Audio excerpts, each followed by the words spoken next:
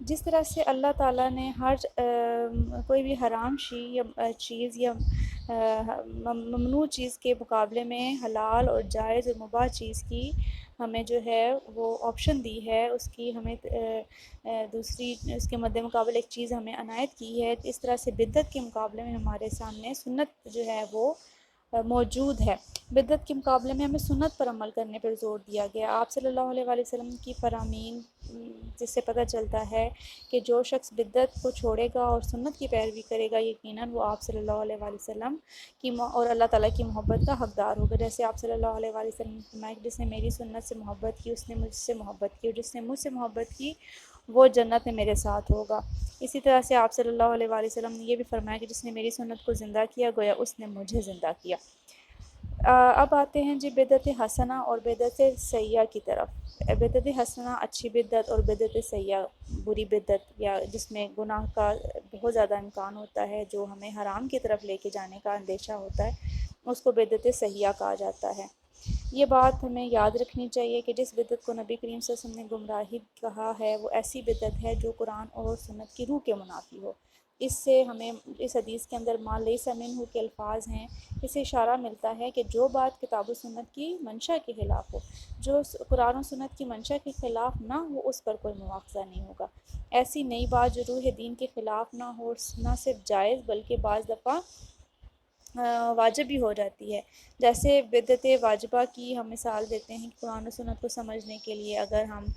صرف و نحو کا علم حاصل کرتے ہیں یا قرآن مجید کی تعلیم پر تنخواہ لیتے ہیں، تو یہ بدعت جو ہے یہ روح اسلام کی منافی اور اس کو جو ہے وہ منافی نہیں ہے، اور اس کو بدعت سیئہ کہا گیا ہے۔ جیسے کہ غیر اللہ کے نام پر ہم نظر و نیاز وغیرہ کرتے ہیں تو یہ بدعت سیئہ ہوگی۔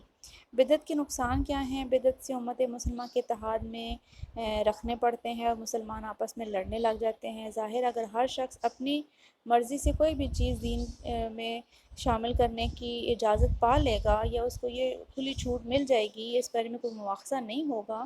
تو وہ ہر بات جو دین کے خلاف ہوگی اس میں کرنے میں دلیر ہو جائے گا۔ ہر شخص اپنے اپنے نظریے کو جب ٹھیک سمجھنے لگے گا یا اس پر عمل پیرا ہونے لگے گا تو وہ اپنی جماعت سے ہٹ جائے گا۔ اگر وہ اپنی 1.5 اینٹ کی مسجد الگ بنا لے گا تو یقیناً یہ اس امت مسلمہ کے درمیان فرقے اور اتحاد و اتفاق کو ختم کرنے کے مترادف ہوگا، اور اس سے جو ہے وہ آپس کی بہت زیادہ انتشار و خلفشار کی نئی راہیں کھلیں گی۔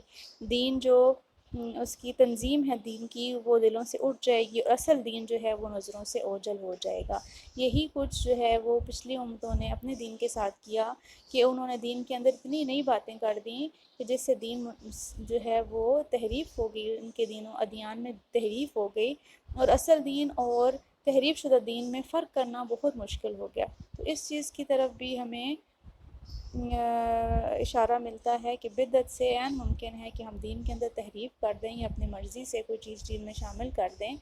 تو ہم پچھلی امتوں کے اس گناہ کی جو ہے مشابہت بھی کرنے لگ جائیں گے، لہٰذا ہمیں بدعت سے اجتناب کرنا چاہیے۔